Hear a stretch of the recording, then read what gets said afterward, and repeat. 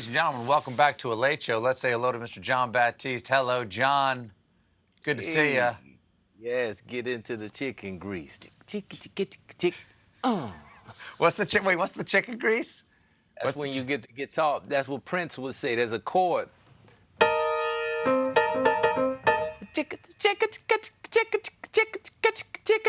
And that's called chicken grease?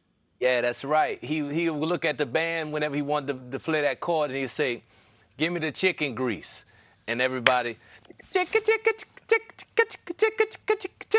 what I learned from Prince, right there. There it is. There it is.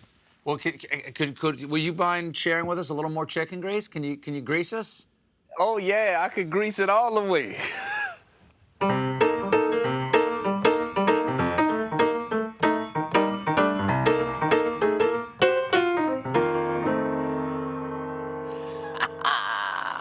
The grease master himself, John Baptiste, everybody. Thank you, John. Let's get it. Yeah, baby. Folks, because the country is starting to open up, people can finally go places again. And one of the places they want to go is off the planet. And I'll tell you all about it in tonight's episode of Space News. Space Travel Edition. Until now, space travel has been limited to super smart astronauts and super bored billionaires. But that's about to change because a new reality show called Space Hero will feature 24 contestants competing for the grand prize of a ticket aboard a ship bound for the International Space Station. Ah, yes, the perfect combination. People who will do anything to win and a limited supply of oxygen. But I should point out, the show says the grand prize is a ticket on a ship bound for the ISS. It doesn't say anything about being let in to the vessel when you get there. Hi, hello, can I come in? I'm not here to make friends. Hello? To find a winner, Space Hero will test the participants' physical and mental strength in preparation for spaceflight. It makes total sense. Reality-style challenges are the perfect way to pick an astronaut. Remember, NASA only chose Neil Armstrong after he ate that pickled bull testicle. That's all space all the time, folks, because when not competing, contestants will have to live together in a space village. So it's like real-world space camp. I can't wait to see those confessionals. Christy is such a bitch. If she uses my poop tube one more time, I'm going to throw a glass of dehydrated wine powder in her face. Her fat face. Scene. When Actwood inspired them to create this show, one producer said, "Let's make space cool. Let's make it sexy. Let's make it pop culture."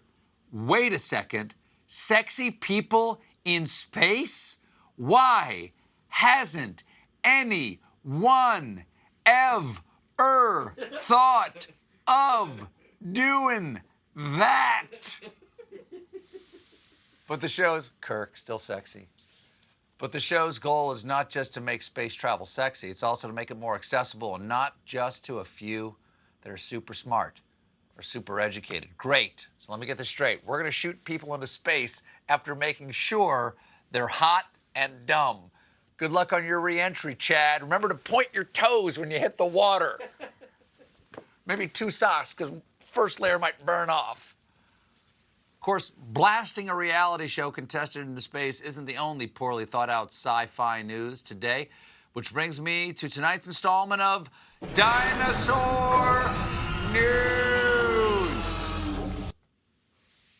You know how rich tech bros know everything and have only good intentions and good ideas? Well, one of them says we have the technology to build an actual Jurassic Park. Wow, what a groundbreaking way to tell people you've only seen the first third of Jurassic Park.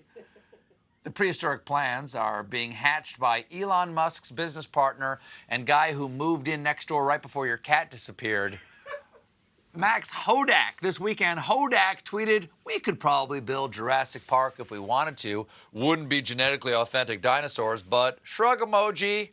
Way to casually toss off that your dinosaurs would be genetically suspect with the old whoop." Can't wait to see his tweets after the park is open. Park temporarily closed. Tyrannosaurus just ate 4th grade field trip. Dancing lady, dancing lady.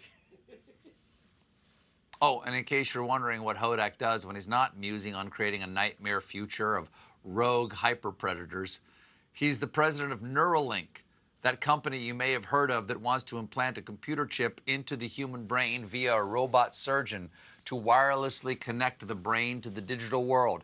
Hey, techno bucko, if you want to surgically implant a chip in my brain to jack me into the matrix, no side hustles. Focus, buddy. Also, you don't need robot neurosurgeons. Just have some hot person who won a reality competition do it. Let's make brain modification sexy. Stick around. We'll be right back with Leslie Odom Jr.